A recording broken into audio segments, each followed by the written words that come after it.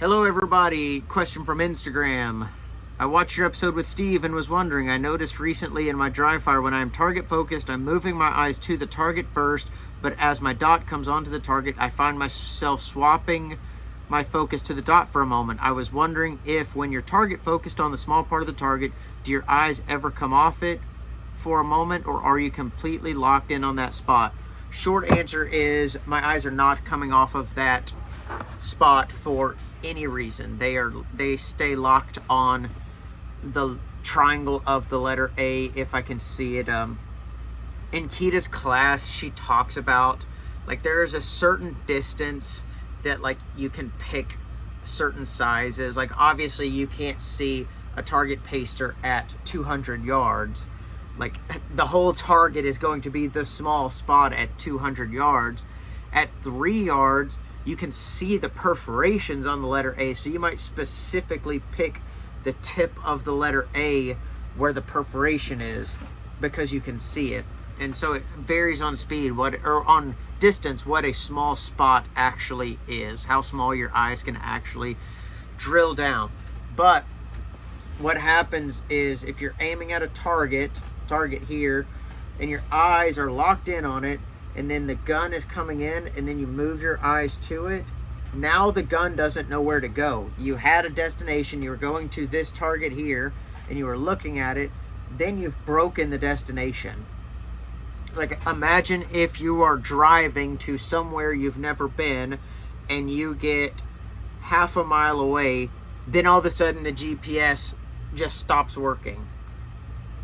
Well, if you drove 95 miles to somewhere you've never been and the GPS cuts off in the last 5 miles, the other 95 miles don't matter. It's about staying on that destination until the dot arrives there. Usually what happens is if you move your focus off to the dot then back to the target, the dot's going to go to the average of the amount of movement you did. So it's going to be a shot on brown usually. If you're just like easing the gun over, it might be an under transition. If you're putting muscle into the gun, it might be an over transition. But under transitioning is pretty easy to fix. You just keep going.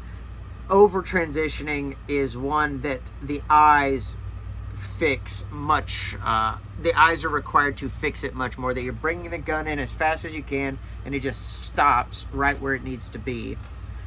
So like I said, and if your eyes come off of the target, the gun's coming, then your eyes move, the gun's just going to come somewhere in here and not stop directly where you want it to be.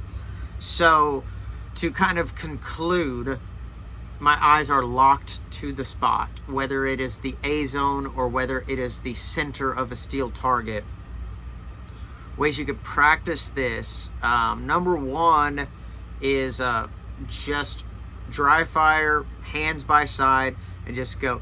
Like the things I'm telling people, this person Spixfire, I don't know if I know them. I just looked at the username. I don't think I do. They probably would have mentioned that. Stand in a spot, hands by your side, and go look at the A zone of this target. Then look at the A zone of this target. And you can do that for 2.5 minutes. Just train your eyes. No gun, just training your eyes for what you want them to do. A second thing that I talk about in Steve's, my podcast appearance with the Steve Anderson is I dry fire a lot with the red dot off. And that has taught, I have no trouble looking for the dot, is because a overwhelming majority of my training is without the dot. So the eyes, like I have taught my eyes, they know, my brain knows that the eyes are the master, that the eyes do not go to where the gun is.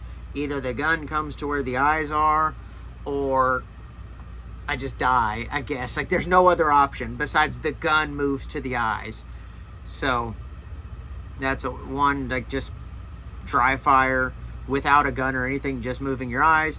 Dry firing with the dot off. It depends on your skill level, how effective that's going to be. If you're 70+% in USPSA, I think that's probably something you can experiment with. And then, I mean, I also pull up YouTube videos on the TV of like, I can't think of the name of the people now that I'm making a video, but it's like flashing dots, and you look at this dot, and then the dot flashes here, and you go to it, and then it flashes up there, and you're, I mean, how much work do you want to put into this would also be my question. Is are you willing to go into the deep waters of dry firing with your hands by your side to train your eyes, looking up YouTube videos, or are you going to do 5 minutes a day and just kind of hope that it gets better? Because there are some executable tasks that you can do that will improve your ability to keep your eyes locked on the target and move the dot to the A zone.